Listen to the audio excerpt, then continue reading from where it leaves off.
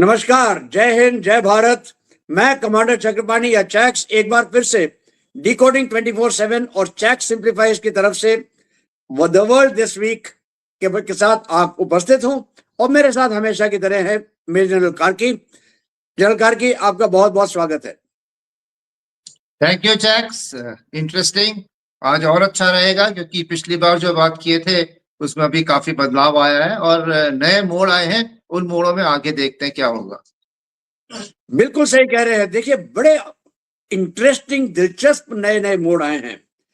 चाहे वो बांग्लादेश हो, चाहे वो पाकिस्तान हो, चाहे वो एक और त्रिकोण भारत, चीन और अमेरिका। इसके साथ साथ छोटी छोटी और खबरें भी होंगी, लेकिन शुरुआत करते हैं बांग्लादेश के साथ। आपको याद होगा जनरल कार्की, हम लोग पिछले बार जब हम बात कर रहे थे तो ये तारिक रहमान को आना था और तारिक रहमान के ऊपर बहुत सी चीजें हमने बात की थी कि कैसे उनके ऊपर है ना केसेस थे, वो सब वापस ले लिए गए वगैरह वगैरह। तारिक रहमान आ गए, फिर उनका हीरो जैसा वेलकम हुआ है बांग्लादेश के अंदर। लेकिन यूनुस सरकार बिल्कुल शांत चुप बैठी है। उधर उस्मान हादी के है ना डेथ के बाद जो भी हुआ वो तो हुआ, लेकिन उसके भाई ने कह दिया कि उस्मान हादी की किलिंग जो है, जो मौत जो है, वो यूनुस ने करवाई है। यहां तक कि चाइनीज वेबसाइट्स कह रही थी कि 40 लाख टका के बदले में ये किलिंग हुई है। किलर बांग्लादेश के अंदर है। हिंदुओं के ऊपर अत्याचार हो रहा है। एक हिंदू पहले ना उसको जला दिया गया था, अब दूसरे की भी खबर आ गई है। इस सब के बीच में बहुत सी बाहरी ताकतें जो हैं, चाहे वो अमेरिका हो, चाहे वो पाकिस्तान हो, चाहे वो चीन हो या वो टर्की हो, ये सब के सब यहाँ पे खेल कर रहे हैं अपना। बांग्लादेश इलेक्शंस के ऊपर प्रश्न चिन्ह लग गया है, क्योंकि यूनुस चाहते हैं कि इलेक्शंस ना हो, लेकिन एनसीपी और उस्मान हादी की पार्टी जो है ये चाहती है कि इलेक्शंस हो। बीएनपी चाहती है इलेक्शंस हो। अवामी लीग को पहले से ही बैन कर रखा है। बताइए आप इस सब को कैसे देखते हैं? देखिए, अभी जो ये नया मोड़ आया है ये सनक तो वही है कि इंडिया जो अमेरिका की लाइन नहीं टो कर रहा है और इंडिया के पीछे अमेरिका और चाइना में जो एक कंपटीशन सा दिख रहा है दो चीजों के लिए। पहली बात, इंडिया की मार्केट और इंडिया का जो फ्यूचर है उसमें अपने को इन्वेस्टेड रखना दोनों के लिए फायदेमंद है। दूसरा, एक राइजिंग इंडिया, एक स्ट्रॉन्ग इंडिया और एक स्ट्रेटेजिकली ऑटोनोमस जो ऑटोनॉमी है हमारी, उस वाले इंडिया को आप नीचे कैसे रख सकते हो। तो उसमें वही है कि इंडिया चाहिए भी, इंडिया को डाउन भी करना है। तो ये इंडिया को डाउन करने के लिए इनके पास दो प्यादे हैं, दो पिल्ले हैं, एक वेस्ट पाकिस्तान, एक ईस्ट पाकिस्तान, और वहीं से वो आईएसआई के थ्रू ये चल रहा है। और इसमें दोनों का जो बांग्लादेश में अगर आज की तारीख में जो कंपटीशन है अमेरिका और चाइना का, उसमें भी वो वही आ रही है कि एक दूसरे पे आप गोबर डालते रहें। अगर हादी की डेथ हुई है तो चाइना बोलेगा अमेरिका ने की है। और दोनों का जिसने भी कराया है एम यही था कि वहां पे सिलेक्टिवली हिंदू किलिंग को बिल्कुल मैग्नीफाई करके पूरे सोशल मीडिया में डाल दो ताकि हिंदुस्तान में प्रेशर बने और हिंदुस्तान के अंदर जो 0.5 है, जो इंटेलेक्चुअल जो खरीदे हुए हैं, वो भी हल्ला करें कि भारत सरकार कुछ नहीं कर रही है, हिंदुओं के लिए कुछ नहीं कर रही है। काफी आवाजें आएंगी कि आप अटैक क्यों नहीं करते, यूं नहीं करते क्यों। जैसे पिछली बार हमने बोला यूक्रेन में जैसे रशिया को फंसाया, वैसे इंडिया को बांग्लादेश में फंसा दो। अगर इंडिया बांग्लादेश में फंस गया जो गुरिल्ला वॉरफेयर कंट्री है, तो वहां से फिर लंबी लड़ाई होगी, इंडिया की प्रोग्रेस रुक जाएगी, दोनों पार्टियां खुश हो जाएंगी। तो इसमें अभी यूनिस की यूटिलिटी जो है वो थोड़ी कम हो गई है। वो एक प्यादा था, उसने अभी तक कर दिया है, उसमें अभी नए एंगल्स आएंगे। इलेक्शन की जो बात हुई है इसमें अभी बीएनपी का, क्योंकि खालिदा जो खुद है वो तो जेल में ही है, सॉरी हॉस्पिटल में है, उनके कुछ दिन बचे हैं, तो उनके बेटे को आपने 17 साल बाद वनवास से वापस बुलाया है। और उनका जो आउटलुक है वो है जमायती। पिछली सरकार उनकी बनी थी जमायत की सपोर्ट से। जो इनकी 2004 से 9 की सरकार थी बीएनपी की, वो एक जमायती सपोर्ट से बनी थी। और ये खुद भाई साहब जो है जिया के बेटे, ये खुद गन रनिंग के केस में इनके खिलाफ था कि वो उल्फा को हथियार पहुंचा रहे थे, उसके साथ पकड़े गए थे। वो केस इनके रफा दफा अब हुए हैं, नहीं तो ये सिर्फ एक मेडिकल बहाने से इंग्लैंड गए थे और फिर 17 साल वहीं रहे, क्योंकि शेख हसीना बिल्कुल गवर्नमेंट इनके पीछे पड़ी हुई थी। तो अभी फ्यूचर में इनका क्या रवैया होगा, इन्होंने यूनिस से बात की है, आने आने से पहले यूनिस के डेलीगेशन और इनकी बात हुई, यूनिस से इनकी बातचीत हुई है, आते ही इन्होंने यूनिस को भी मिले हैं। तो यूनिस के साथ कुछ इनकी सेटिंग है, लेकिन जिस हिसाब से ये लोग काम करते हैं और इनकी पार्टियां काम करती है, जो अंडरस्टैंडिंग आज है वो एक बार सत्ता मिल जाए तो वो अंडरस्टैंडिंग भूलने में भी इनको टाइम नहीं लगता है। तो ऊंट किस करवट बदलेगा, इसमें क्लियर है कि यूनुस का टाइम पूरा हो गया है, उससे देश संभल नहीं रहा है। दूसरा, अगर आप सोचते हो कि हिंदुस्तान चुप बैठा है, तो वो नहीं है। हमारे जो ऑप्शंस हैं, जो लड़ाई के अलावा जो हमारे पास ऑप्शंस हैं, और जो अवामी लीग का हमारे पास एक सपोर्ट है, आप समझ सकते हैं, प्रो इंडिया। तो जैसे मैंने पहले भी कहा था, अगर मुक्ति वाहिनी पहले हो सकती थी तो मुक्ति वाहिनी अभी भी हो सकती है।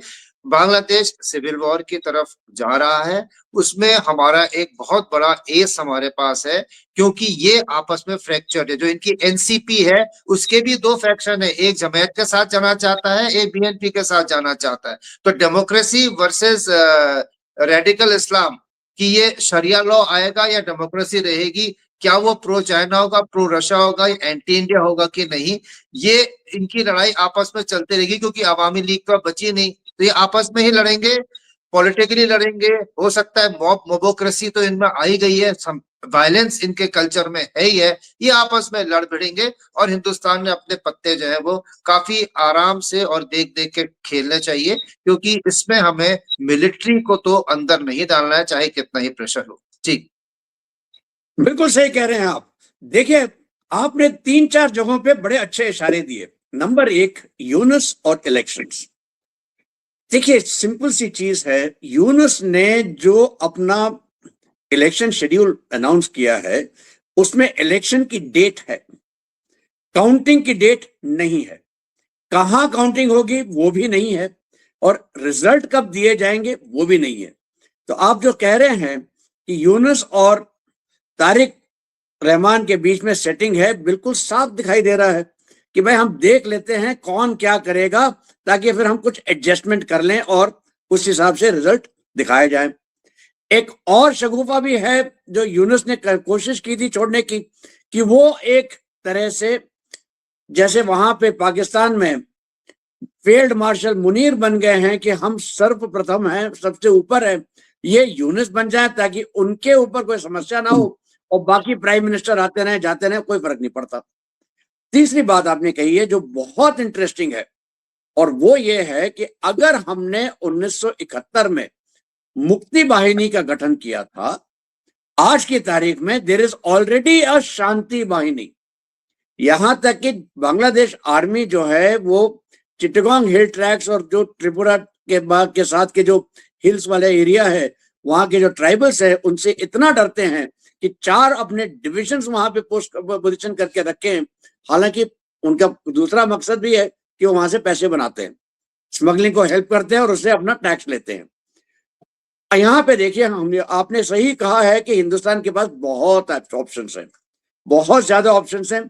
आपने पॉलिटिकल ऑप्शंस की तरफ बहुत अच्छे से इशारा दिया कि ये यहाँ पे खुद ही लड़ेंगे मरेंगे, क्योंकि जब इलेक्शंस अनाउंस होंगे तो इलेक्शंस में कौन आएगा? अवामी लीग को तो आपने अलग कर दिया है। हालांकि 50% से ज्यादा, बल्कि 70% सर्वे में लोगों ने कहा कि वो अवामी लीग को हिस्सा लेना चाहते हैं, लेना चाहिए, वोट करे ना करे वो अलग बात है, हिस्सा लेना चाहिए, 70% ने बोला। दूसरा, बीएनपी। बीएनपी एंटी इंडिया है, प्रो चाइना है और प्रो अमेरिका भी होगी। तीसरा है जमात, एंटी इंडिया, एब्सोल्युटली आईएसआई के गोद के अंदर बैठी हुई, चीन की तरफ जाएगी। एनसीपी ये बटी हुई है, एंटी इंडिया हमेशा रहेंगे, लेकिन जमात या बीएनपी के साथ। बाकी छोटी मोटी पार्टी जो है वो अपने अपना खेल करती रहेंगी। तो मतलब ये है कि अगर हम यही चीज करते रहे तो ये आपस में ही लड़ेंगे, कटेंगे, जलेंगे। हमको यहाँ पे मिलिटरीली बिल्कुल इन्वॉल्व नहीं करना चाहिए, ये मैं पूरी तरह सहमत हूं। हालांकि हमारे पास प्लान जरूर होना चाहिए कि अगर सिचुएशन सिविल वॉर तक जाती है तो हम अपने पर्सनल जो हैं हमारे काउंसिल्स में, हमारे काउंसलेट्स में, यहाँ सबको हम निकाल सके और बांग्लादेशी आर्मी को कहें कि हम ये कर रहे हैं, आप हमें मदद करें। लेकिन यहाँ पे जनरल कार्की, आपका मैं एक विशेष ध्यान आकर्षित करना चाहता हूं, वो है बांग्लादेशी आर्मी के ऊपर। बांग्लादेशी आर्मी इस सब के बावजूद बिल्कुल शांत बैठी हुई है। देखिए, शुरू से ही जो बांग्लादेशी आर्मी चीफ हैं, उनको अगर आप देखें, वो न्यूट्रल रहे थे, वो शेख हसीना से रिलेटेड भी हैं, और इतने सालों में जो अपॉइंटमेंट्स हुए थे, और अगर 15 साल तक शेख हसीना रही थी पावर में, तो ये लाजिम है कि वहां पे जो आर्मी में रिक्रूटमेंट रहे होंगे ऑफिसर्स के, उसमें काफी प्रो हसीना फैक्शन भी है। अब आर्मी भी उनकी स्प्लिट है, जैसे उनकी बांग्लादेश राइफल्स है, वैसे आर्मी में भी दो कैंप उनके हैं एक्टिव, जो एक थोड़े रेडिकल है और या बीएनपी के सपोर्टर रहे हैं, और दूसरा जो कि अवामी के हैं। अभी फिलहाल जो चीफ है वो प्रिवेल कर रहे हैं, उनके खिलाफ एक दो कू के अटेम्प्ट हुए थे जो सरवाइव कर गए हैं, वो स्ट्रांग पोजीशन पे है। और मैं मानता ये भी हूं कि अमेरिका वगैरह से बैकग्राउंड में उनको इंटेलिजेंस वगैरह भी मिल रही है। तो आर्मी जो है वो अभी अपॉलिटिकल रहना चाहती है, क्योंकि वो ही एक इंस्टीट्यूशन है अभी।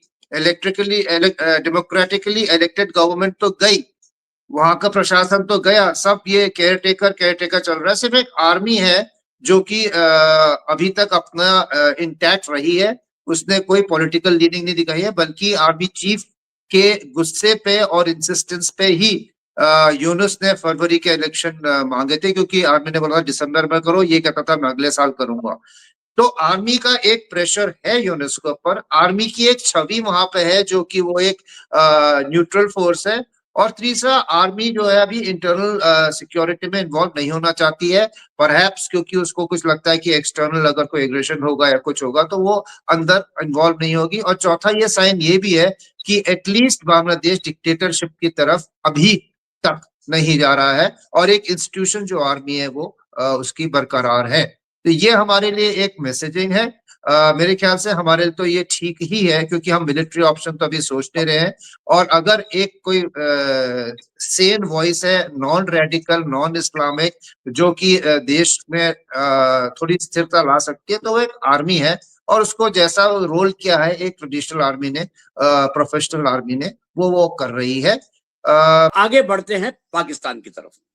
पाकिस्तान की मुश्किलें जो हैं वो और अलग किस्म की हैं, लेकिन किसी ना किसी तरह से बांग्लादेश के साथ मिली हैं। मिली क्यों है? क्योंकि जो बांग्लादेश में हो रहा है उसके एक तरह से इंस्टिगेशन, उसको जो तूल देने, हवा देने का काम है, वो पाकिस्तान कर रहा है। वहां पे फील्ड मार्शल मुनीर के सामने दो समस्याएं हैं। एक, उसको 25,000 सैनिक भेजने सऊदी अरेबिया, दूसरा 25,000 सैनिक भेजने गाजा के अंदर। वो कह रहा नहीं ये बहुत ज्यादा है, हम 3,500 ही भेजेंगे। लेकिन ट्रंप वहां पे मानने को तैयार नहीं। उल्टे तरफ 5 पाकिस्तानी सैनिक हूतियों ने यमन में मार दिए पिछले एक आध दिन में। जितना मैं बलूचिस्तान की बात करूं या खैबर पख्तूनवा की बात करूं उतना कम है। वहां अफगानिस्तान भी ठोकने को तो लगा हुआ है। सिंध ने असर उठाना खड़ा कर दिया, पीओजे के में तो है ही समस्या। साथ साथ चल रही है उसमें तहरीक लबैक और बाकी जो वहां के पाकिस्तान के मुल्ला हैं उनके साथ मुठभेड़, उनके साथ डिफरेंस ऑफ ओपिनियन। क्या है ये? वो नहीं चाहते कि आप छोटा शैतान मतलब इजराइल के साथ कुछ करें। अगर आपने छोटा शैतान के साथ नहीं करना है, बड़ा शैतान अमेरिका के साथ नहीं करना है, तो गाजा में आप जा नहीं सकते। यहां तक कि ना इमरान खान का भी एक एंगल आ जाता है। आप ये पूरा का पूरा काल चक्र कैसे देखते हैं और मुनीर के सामने ऑप्शंस क्या हैं? क्या करेगा मुनीर? देखिए, मुनीर नाचने के अलावा आप कुछ नहीं कर सकता। वो अपने देश के अंदर वो सुप्रीम पावर है, और उसने जितने भी बाकी लोग थे जो पावर सेंटर्स थे, जुडिशरी हो गया, चाहे वो पॉलिटिकल क्लास हो गया, उनको सबको उसने खत्म करके रख दिया है। पॉलिटिक्स में अगर इमरान खान था तो उसको कहता है, उसको तो धीरे धीरे वो साइको केस बना के पागल करने में लगा हुआ है जेल के अंदर। और ऐसी हालात में, जब मैं पहले भी बोल चुका हूं, किंग विद नो क्लोथ्स, एक राजा है जिसने अपने सारे एडवाइजर्स या फिर जो भी क्रिटिक्स हैं उनको जब वो खत्म कर देता है तो उसको कोई बताने वाला नहीं रहता कि बेटा तूने ये गलत कर रहा है या आगे आप ऐसा करिए, ये आप ठीक नहीं कर रहे हैं। तो वो अपनी राह में चलता गया है। वो चाइना के साथ उसने समझौते किए, फिर उसके बाद वो अमेरिका के गोद में जाके बैठ गया, वहां पे उनको मिनरल का कुछ बोला है। अब जब वो वहां पे पहुंच गया है ट्रंप के पास, तब उसको पता लगा ट्रंप कितना बड़ा साहूकार है, वो तो उससे पूरा तेल निकालेगा। उसने वहां पे गाजा के लिए मांग लिए, ये ना कह नहीं सकते थे, इतना ज्यादा उनसे उनका वो हो गया था। और अब वो ऐसे चक्रव्यूह में फंस गए हैं। इधर से अगर देखें, हिंदुस्तान ने भी ये पहले भाप लिया था। राजनाथ सिंह ने 2 बार सिंधु देश, सिंध और कराची दूर नहीं है, रास्ता कच्छ से जाता है, ये स्टेटमेंट जब थे तब मैंने भी बोला था कि ये इनको खींचना है, क्योंकि साउथ ऑफ सतलज इधर की तरफ को जो है, यहाँ पे इनका कराची के आसपास ट्रेडिशनली इंडिया से इतना इनको खतरा नहीं रहा है, क्योंकि हमारे ज्यादातर ऑफेंसिव पंजाब या साउथ ऑफ पंजाब में ही जाते हैं, तो इधर की तरफ को नहीं जाते हैं। लेकिन इसीलिए इनके यहाँ पे डिप्लॉयमेंट भी हल्की है। डिप्लॉयमेंट का मतलब कितने सैनिक आप बॉर्डर पे रखते हो डिफेंस करने के लिए, वो ऑप्शन आपका सिंध की तरफ को कम पड़ता है इनका, क्योंकि ज्यादातर कोस्ट लाइन है। उसके बाद फिर आपका कच्छ आ जाता है, जो कि रन ऑफ कच्छ को बोलते हैं कि ज्यादा मोबिलिटी वहां पे नहीं हो सकती है, थोड़ा टफ टेरेन है। तो हमने ये करके, जब पहले हमें पता था, हमने पहले सिंधु सिंधु सिंधु करके उसका नॉर्थ में जहां टीटीपी है या उसके वेस्ट में जहां बलूचिस्तान है, वहां से जो उसका फोकस था अभी सिंध की तरफ भी आ गया है। ये तो उसके हो गए इंटरनल। उसके बाद पीओजे के वगैरह तो आपके परमानेंट है ही है, वहां की तो बात नहीं करनी है। इधर पे ट्रंप ने उसके कान खींचे हैं कि एक डिवीजन दो गाजा के लिए, आप एक कर रहे हो, और ये भी इसने हाँ बोल दिया है बिना किसी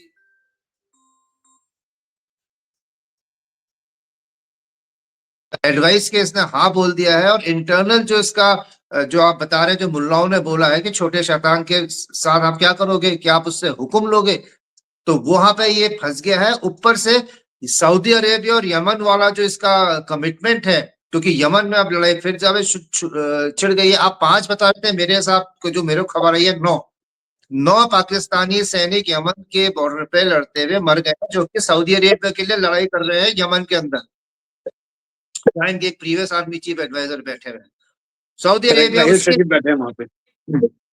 उसके लिए भी एक डिवीजन मांग रहे हैं सऊदी अरेबिया, और गाजा के लिए एक डिवीजन मांग रहे हैं मार्को रूबियो और ट्रंप। अब ये किसको मना करें? तो वहां पे ये ना, अगर वहां पे भेजते हैं तो सिंधु देश और इधर की तरफ को जो इन्होंने सोचा होगा कोई रिजर्व अगर हो, 2 डिवीजन इन्फेंट्री डिवीजन निकालना, ये कोई एक मजाक बात नहीं है किसी भी फौज के लिए। आपके सारे कमिटेड रिजर्व्स तो क्या, आपके जो कमिटेड ट्रुप्स हैं उनको भी आपको हल्का करना पड़ेगा। शायद इन्होंने सोचा था बांग्लादेश में इंडियन आर्मी का फोकस हो जाएगा, इंडियन आर्मी उधर को जाएगी, तो मेरा इंडिया वाला बॉर्डर जो है वो थोड़ा हल्का हो जाएगा, और वहां से मैं कुछ सैनिक निकाल के गाजा और सऊदी को दे दूंगा। लेकिन पासा तो उल्टे पड़ गया है। इंडिया ना तो ऑप सिंदूर में घुसा पाकिस्तान के अंदर, ना फिर वो बांग्लादेश में अभी जितना भी प्रेशर आ रहा है, इंडिया नहीं घुसेगा वहां पे, कोई military operation with infantry with soldiers नहीं करेगा। जैसे हमने बोला, with in the military domain बहुत ऑप्शंस हैं, आउटसाइड मिलिट्री डोमेन बहुत ऑप्शंस हैं इंडिया के पास बांग्लादेश को घुटना टिकाने के लिए। तो आज की तारीख में अगर आप देखें तो मुनीर के पास कोई ऑप्शन नहीं है। उसको ट्रुप्स या तो वो भेजे इसराइल में, और अंदर की सिविल वॉर और बढ़ जाए, सिंध के अलावा आपके पंजाब के अंदर तहरीक लब्बैक उसके पीछे पड़ जाएगा। और अगर वो नहीं भेजता है तो अमेरिका जो है उससे बुरी तरह से नाराज होके उसको ऐसे छोड़ेगा कि उसके ना F-16 के पैसे आएंगे, ना उसके किसी और चीज के पैसे आएंगे, वो मिनरल मिनरल सब भूल जाए। वो अमेरिका उससे आर्म ट्विस्टिंग करके वैसे भी ले सकता है। और तीसरा, सऊदी अरेबिया से उसने जो डिफेंस पैक्ट साइन किया है, वहां पर अगर उसको नहीं देगा तो जितने पैसे खैरात में वहां से मिल रहे हैं वो भी खत्म हो जाएंगे। तो ये आज की तारीख में अपने मुनीर साहब सो कैसे रहे हैं और क्या उनको सपने आते हैं, ये वही जाने। लेकिन हर रोज उनको जो है एक रपैट लगने की जो डर रहती है वो बढ़ती जाएगी, और ये हमारे लिए इससे अच्छी बात और कुछ नहीं हो सकती है। अगर वो सोच रहे हैं कि हम बांग्लादेश के साथ भी एक डिफेंस पैक्ट करेंगे, और बांग्लादेश बोलता है मेरे से इंडिया की मिलिट्री थ्रेट है, आप क्या दोगे? वो तो पुलिस भी नहीं भेज सकता। तो बहुत बुरी हालत में वो है। उन्होंने ब्लफ, ब्लस्टर और अपना जो झूठ का रौब दिखाया, उसको आप जब ग्राउंड में रिलेट करने पे आए, एग्जीक्यूट करने पे कि भैया जो आपने बोला है उसको अभी आप वॉक द टॉक, उसका कुछ टॉक टॉक ही टॉक था, वॉक करने के लिए तो पैर है नहीं, दोनों पैर एक एक डिवीजन अगर देखो तो वो कहां से लाएगा? तो ये बड़ी अच्छी सिचुएशन में है पाकिस्तान, और इससे और अच्छी सिचुएशन कुछ दिनों में आपको और देखने को मिलेगी। बिल्कुल सही। आपने एक तरीके से एक दृश्य मेरे मन में छाप दिया कि एक मुन्नी बेगम है जो साहूकार के सामने नाच रही है, राइट। और मुन्नी बेगम के हाथ में है एक भीख का कटोरा, उस भीख के कटोरे में 3-4 बड़े बड़े छेद दिखाई दे रहे हैं, राइट। और आप बिल्कुल सही कह रहे हैं, पाकिस्तानी आर्मी को अगर आपने डिफीट करना है तो मिलिटरीली डिफीट नहीं करना है, पॉलिटिकली डिफीट करना है। और पॉलिटिकल डिफीट उसको तब आती है जब उसको अपने सामने अवाम बोलती है कि आप गलत हो। ये हुआ था जब आर्टिकल 370 हमने निकाल दिया था, तो अवाम ने कहना शुरू किया। ये अब भी हो रहा है, क्योंकि ऑपरेशन सिंदूर के बाद चाहे वो जैश हो, चाहे वो बाकी जो उनके हैं, उनको अपने रिक्रूटमेंट ड्राइव फिर से स्टार्ट करने पड़ रहे हैं, क्योंकि उनके पास फाइटर्स नहीं है। मेरा अपना मानना यह है कि पीओजेके में हमको अपनी तरफ से एक तरीके से जो वहां के लोग हैं उनका कुछ रिप्रेजेंटेशन, हम हमारे पास असेंबली में खाली सीटें हैं, 10 सीट है हमारी, वहां पे पीओजेके को अगर हम वहां डाल देते हैं और उनको कहते हैं कि आप अपनी समस्याएं हमारे असेंबली में आके बात करें, तो मुझे लगता है ये एक पॉलिटिकल डिफीट की तरफ बहुत बड़ा कदम होगा। चलिए आगे बढ़ते हैं और बात करते हैं चीन, अमेरिका, भारत, ये त्रिकोण के ऊपर। अभी हाल ही में आपको याद होगा, अमेरिका ने एनएसएस अपना न्यू सिक्योरिटी स्ट्रेटजी बताई थी, जिसमें उसका फोकस वेस्टर्न हेमिस्फीयर पे था, इंडो पैसिफिक पे था, ताइवान पे था। फिर आ गया एक पेंटागन की रिपोर्ट, जिसमें उसने कह दिया कि Arunachal Pradesh is core interest of China. मतलब अरुणाचल प्रदेश की तरफ चीन का जो है वो झुकाव ही नहीं, अब वो पूरा इंपॉर्टेंट चीज बन गई है, वो लेके रहेगा।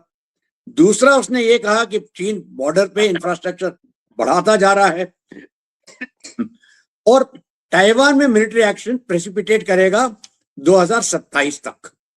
इसके साथ साथ उसने कहा है कि 21 मिलिट्री बेसेस इंक्लूडिंग ग्वादर में वो बेस बनाना चाहता है, और इसकी वजह से हिंदुस्तान को चौकन्ना रहना पड़ेगा।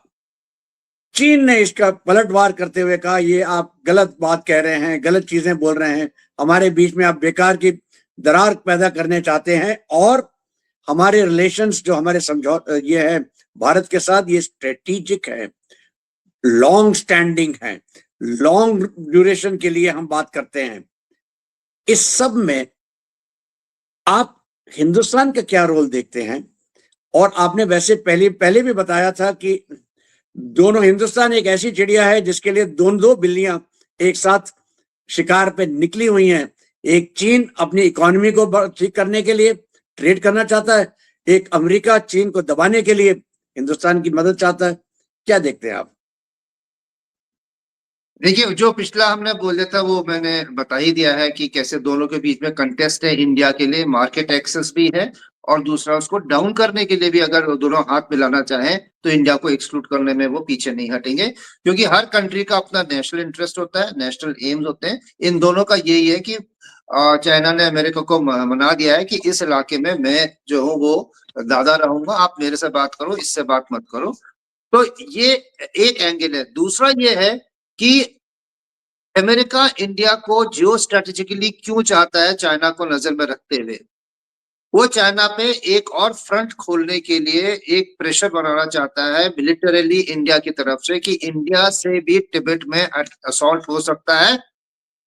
चाइना अगर ये दिमाग में रखेगा तो उसको उतनी फोर्सेस डिफेंस के लिए तिब्बत में रखनी पड़ेंगी, और वो ताइवान के लिए जो उसको चाहिए फोर्सेस वो उसको कम पड़ जाएंगी। तो ताइवान ऑप्शन को डिले करने के लिए अमेरिका इंडिया को चाहता है कि वो उसका एक मिलिट्री अलाय बने या उसके इशारों पे नाचे, और जब वो बोले कि अटैक चाइना तो इंडिया उसको अटैक करे, जो सपोर्टेड बाय अमेरिकन फोर्सेस।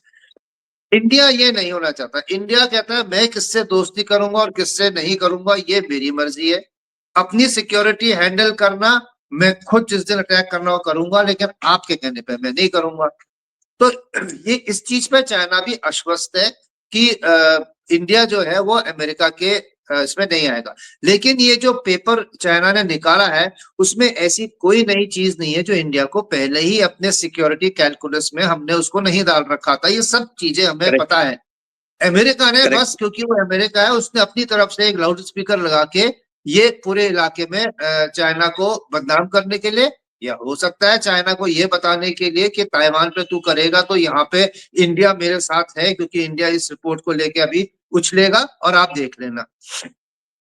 तो ये ताइवान जो कॉन्ड्रम है, जो एक चाइना के लिए 2027 या 2029 अकॉर्डिंगली कहते हैं, पर एक ताइवान इज एन इम्पेरेटिव, और जीपिंग ने तो बोला है कि मेरे टेन्योर में होते होते यूनिफिकेशन होगा।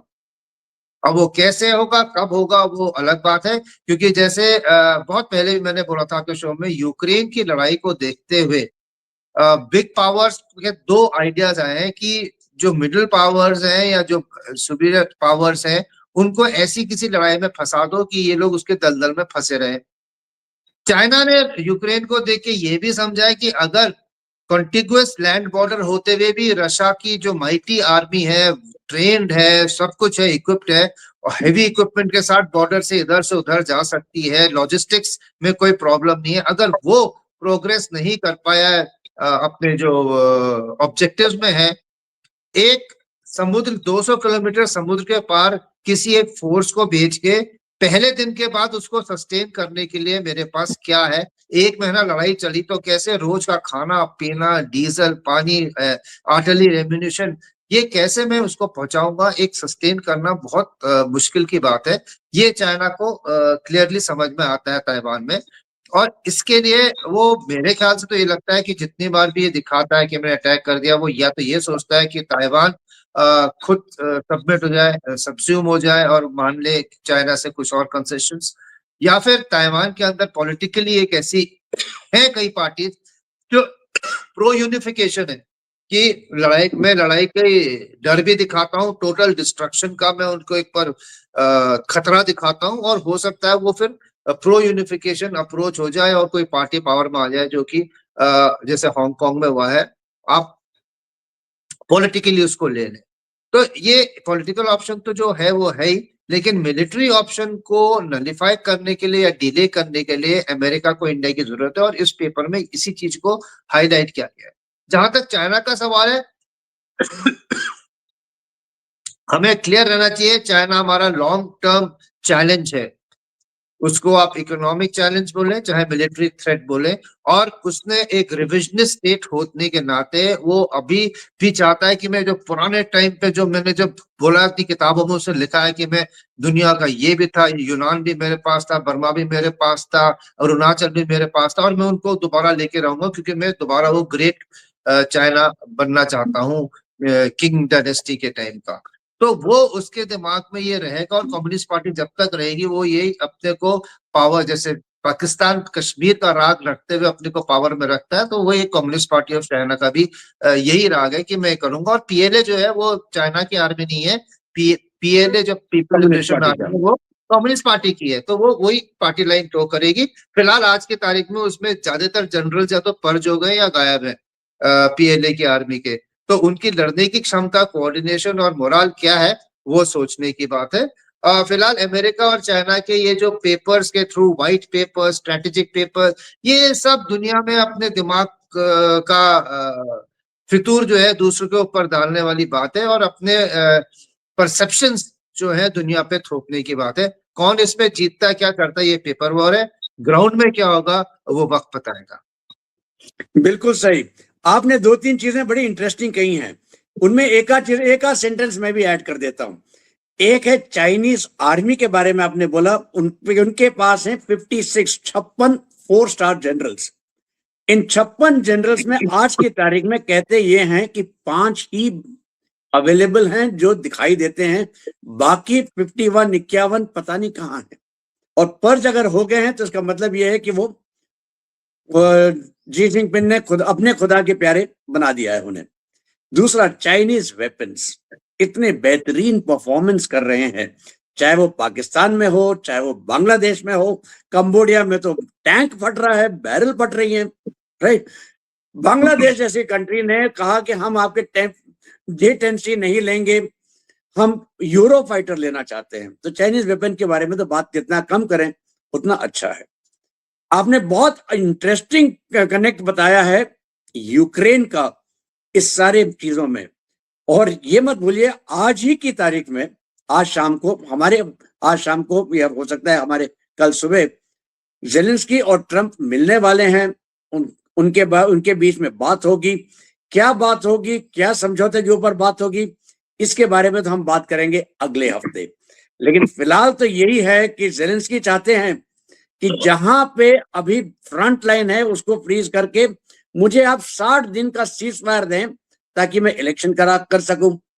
और वहां पे रशिया कहता है आपको मैंने अगर सीज फायर दे दिया तो आप तो अपने ट्रूप लेवल बढ़ाएंगे, आप ट्रेनिंग बढ़ाएंगे, आप रिस्टॉक करेंगे, हम आपको काहे दें, हम तो वैसे ही ऊपर बैठे हुए हैं। तो ये देखते हैं किस तरह से आगे बढ़ता है। एक और इंटरेस्टिंग चीज जो हो रही है और यह हुई है पिछले हफ्ते में, वो है भारत के मिसाइल टेस्ट। एक तो K4 मिसाइल हमने फायर की सबमरीन से।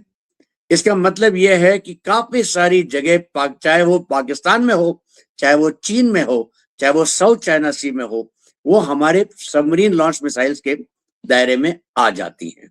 दूसरा हमने फायर किया है आकाश NG, ताकि एक क्रिटिकल जो गैप था हमारे एयर डिफेंस में वो हम भर रहे हैं। और तीसरा, एक अमेरिकन सैटेलाइट 6000 किलो से ज्यादा की हमने लॉन्च की श्रीहरिकोटा से इसरो ने। एक तरह से यह दर्शाता है कि हमारे पास ICBM और उसके साथ MIRV कैपेबिलिटी है। तो इस हफ्ते के लिए ये थी खबरें। इसमें साफ दिखाई देता है एक थ्रेड है, एक देश है जो बिल्कुल सबको मिलाता है, वो है अमेरिका।